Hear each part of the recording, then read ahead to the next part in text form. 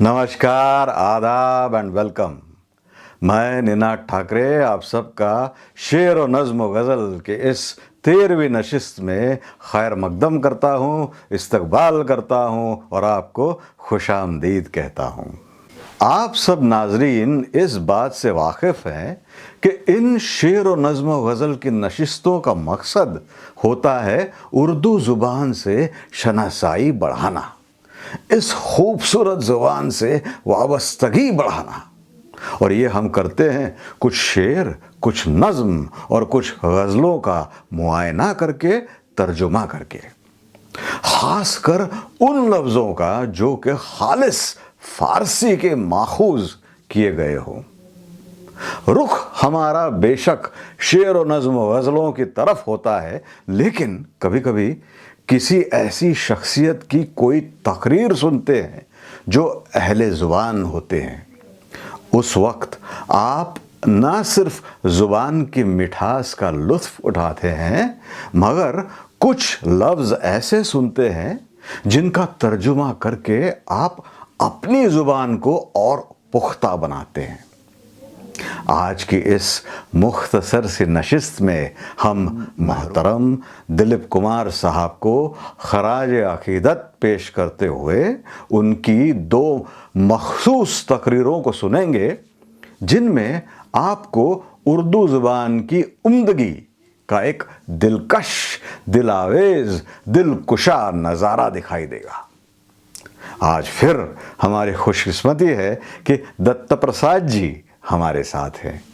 हालांकि आम तौर पर वो फिल्मी गाने नहीं गाते, लेकिन ख़ास शेर व नज़्म व गज़ल के चाहने वालों के लिए वो दिलीप कुमार साहब पर फिल्माई गई एक गज़ल सुनाएंगे। शाम गम की कसम आज गमगीन हम, आ भी जा आज मेरे सनम।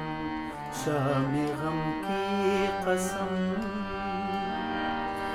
दिल परेशान है, रात वीरान है, देख जा किस तरह आज तन्हा है हम। शाम गम की कसम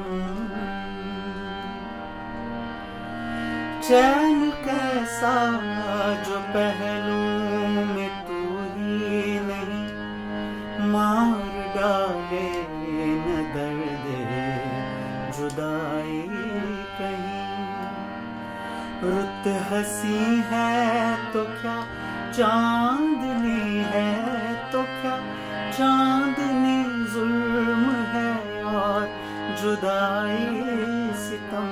शाम गम की कसम आज गमगीन हम, आ भी जा आज मेरे सनम।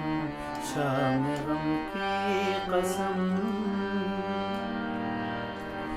अब तो आ जा के अब रात भी सो गई, जिंदगी गम के सहरा में खो गई। अब तो आ जा के अब रात भी सो गई, जिंदगी गम के सहरा में खो गई। ढूंढती है नजर तू कहाँ है, मगर देखते देखते आया आँखों में दम। शाम गम की कसम आज गमगीन हम, आ भी जा आज मेरे सनम। शाम गम की कसम। नशिस्त के दूसरे हिस्से में दिलीप कुमार साहब की वो तकरीर जो उन्होंने लता मंगेशकर जी के आल्बर्ट हॉल में पेश किए गए प्रोग्राम में सामाईन से लता जी की पहचान करते हुए की थी। 1974 में लता जी का पहला international concert royal Albert hall London में हुआ था اور اس کا آغاز کیا تھا دلیپ کمار صاحب نے اپنی تقریر سے، جس میں انہوں نے لتا جی کے بارے میں کچھ لفظ کہے تھے، ان کو انٹروڈیوس کیا تھا۔ اس چھوٹی سی تقریر میں اتنی اچھی اور اتنی گاڑھی اردو سنائی دیتی ہے کہ ہم نے سوچا کہ اس تقریر کو آج کے پروگرام میں شامل کیا جائے۔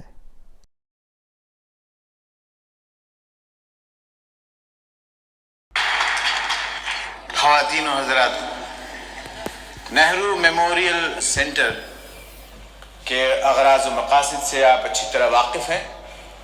پنڈت جواہر لال نہرو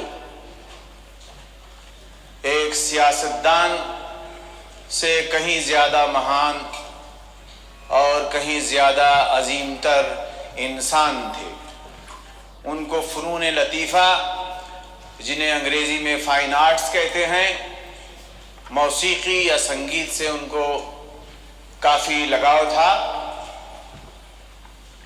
ہندوستان میں جب کبھی بھی کوئی انسانی مسئلہ یا مرحلہ درپیش آیا، یا جب کبھی بھی کوئی آسمانی آفت یا مصیبت نے ہم لوگوں کو آ گھیرا، جب کبھی بھی ضرورت پیش آئی، ہندوستانی فلم انڈسٹری کے مختلف گروہ ملک کے مختلف حصوں میں انہوں نے نہایت باوقار اور کامیاب اسی طرح کے میوزیکل کانسرٹس پیش کیے۔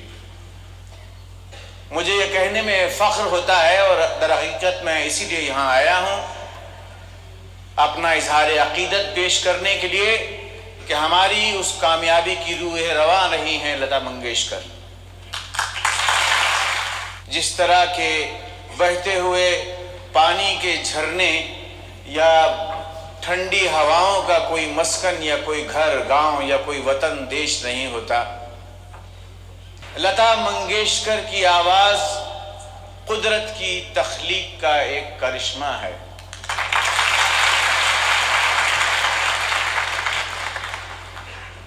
میں اپنے تئیں اس لیے یہاں حاضر ہوا ہوں کہ حالانکہ یہ میری چھوٹی سی بہن ہے، بڑی مختصر سی، لتا منگیشکر، لیکن میں اس کا احسان مند ہوں۔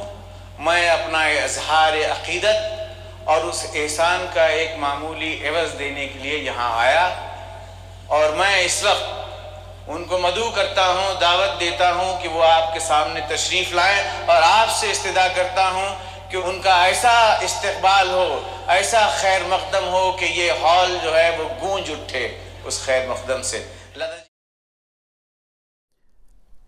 ایک مشاعرہ ہوا تھا کراچی میں، کراچی اسٹوڈنٹس ایسوسی ایشن کی طرف سے، جس میں دلیپ صاحب کو ایز چیف گیسٹ بلایا گیا تھا۔ وہاں کی ان کی جو تقریر ہے، اس میں انہوں نے اردو کے بارے میں بہت کچھ کہا ہے، اردو زبان کے بارے میں بہت کچھ کہا ہے۔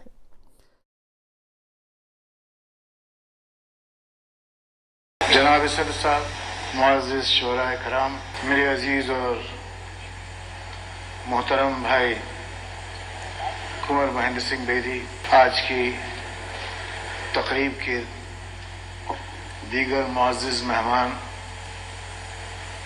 بھائیوں اور بہنوں، یہ اتنی خوبصورت محفل اس خوبصورت زبان کی سجی ہے کہ شعر و ادب، نغمہ سخن کی وہ حسن اور اس کی وہ چاشنی جو کہ اردو زبان میں جذب ہے، اس کے لیے ہم سب یہاں پر آئے ہیں۔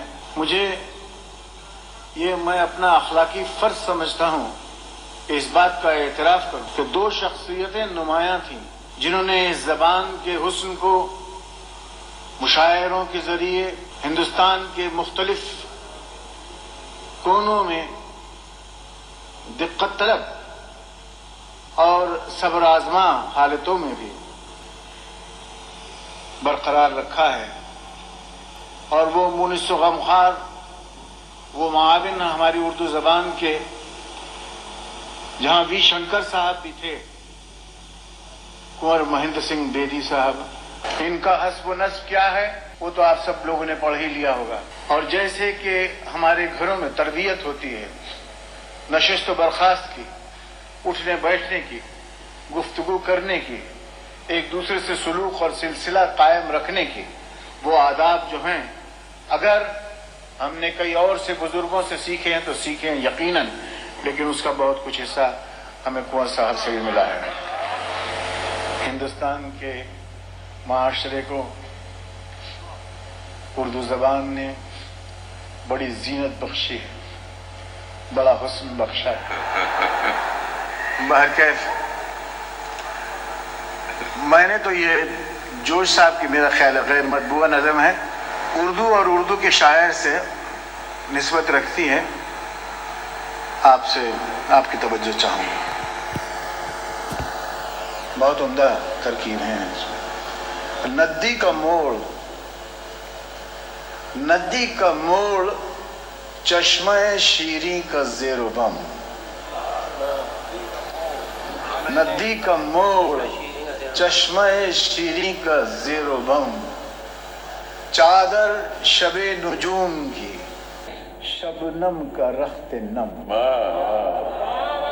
چادر شب نجوم کی شبنم کا رخت نم، موتی کی آب گل کی مہک ماہ نو کا خم، موتی کی آب گل کی مہک ماہ نو کا خم، ان سب کے امتزاج سے پیدا ہوئی ہے تو، ان سب کے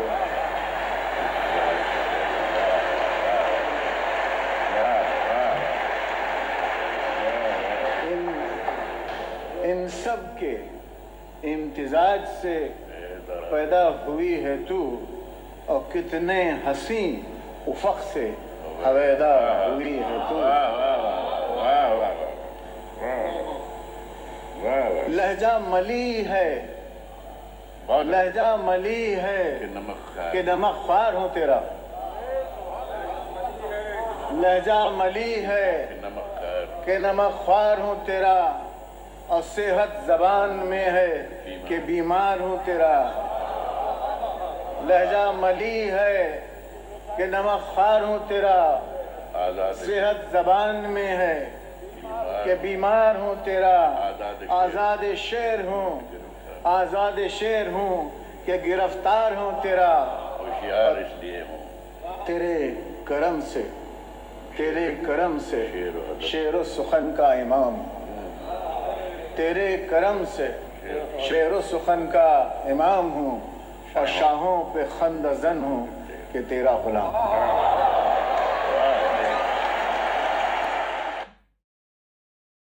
کہ جہاں میں اہل ایمان صورت خورشید جیتے ہیں،